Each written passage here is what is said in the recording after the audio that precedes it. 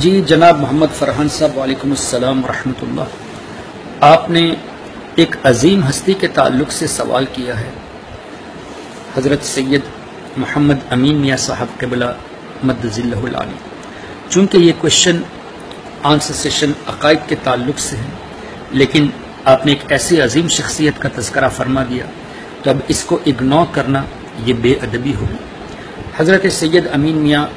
مارہ روی برکاتی دامت برکاتہم العالیہ ہماری جماعت کے ایک بہت بڑے بزرگ ہیں اور ایک ایسی عظیم ہستی ہے کہ جن پر تمام اہل سنت فخر کرتے ہیں۔ حضرت سید امین میاں برکاتی دامت برکاتہم العالیہ، اللہ تعالیٰ ان کا سایہ دراز فرمائے، ایک ایسی عظیم شخصیت ہے اور ایسے عظیم شخص کے صاحبزادے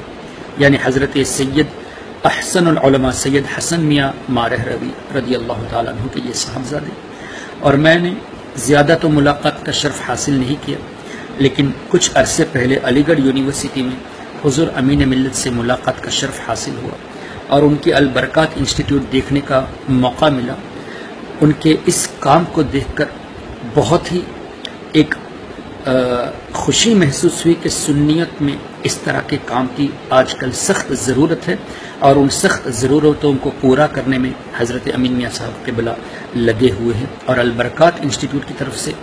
بہت بڑے بڑے کارنامے ہو رہے ہیں۔ یہاں تک کہ میں نے دیکھا کہ باقاعدہ علماء کرام کو جو فارغ التحصیل ہے، فارغ ہو چکے، ان کو البرکات انسٹیٹیوٹ میں ان کی بھی تعلیم ہوتی ہے، یعنی ان کی تربیت ہوتی ہے، کس طرح تقریر کی جائے، کس طرح تصنیفات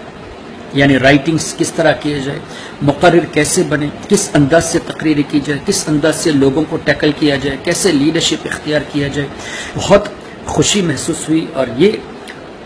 دل میں خیال آیا کہ جس طرح حضرت سید امین میاں صاحب قبلہ کام کر رہے ہیں، اس طرح ہمارے دوسرے علماء کرام بھی اگر اس طرح کے کام میں آگے بڑھتے اور لوگوں کو اس طرح پروموٹ کرتے، علماء کرام کی اس طرح تربیت کرتے، تو انشاءاللہ بہت ہی فرق آ جائے گا۔ اور سید امین میاں صاحب قبلہ کے منہ سے میں نے خود سنی ہے کہ ان کے خانوادہ میں یہ عادت ہے کہ ان کے والد محترم سید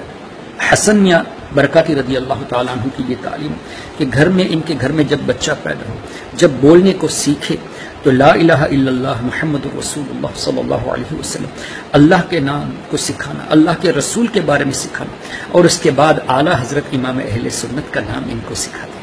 اعلیٰ حضرت کی محبت ان کے گھروں میں سکھائی جاتی ہے، یعنی اعلیٰ حضرت کی محبت گھٹی میں پلائی دی جاتی ہے، یہ ایک خاص بات۔ اور سید حسن میاں رضی اللہ تعالیٰ عنہ کی شان تو واہ واہ، کیا کہنا، حدائق بخشش سبق بسبق انہوں نے حدائق بخشش پڑھی ہے، اور ان کا یہ فرمانا بھی ہے کہ جو سمجھ کر حدائق بخشش اعلیٰ حضرت کا یہ نعتیہ کلام جو سمجھ کر پڑھ لے گا، اس کو دوبارہ الگ سے عالم بننے کی ضرورت نہیں، اس لیے کہ اعلیٰ حضرت نے قرآن اور حدیث کی روشنی میں یہ اشعار لکھے ہیں، نعت شریف اور منقبت لکھے ہیں، تو جو اس کو سمجھ کر پڑھ لے گا تو قرآن اور حدیث اس کے ذہنوں یعنی قرآن اور حدیث کی قرآن کی آیتیں اور حدیثوں میں جو باتیں ہیں وہ ان کے ذہن میں آ جائے گی، عقائد اہل سنت، تصوف، مسائل، یہ سب چیزیں ان کے ذہنوں میں آ جائے گی، یعنی ایک خود بہت باعمل عالم بن سکتا ہے حدائق بخشش کو سمجھ کر پڑھنے سے۔ اور سید امین میاں صاحب قبلہ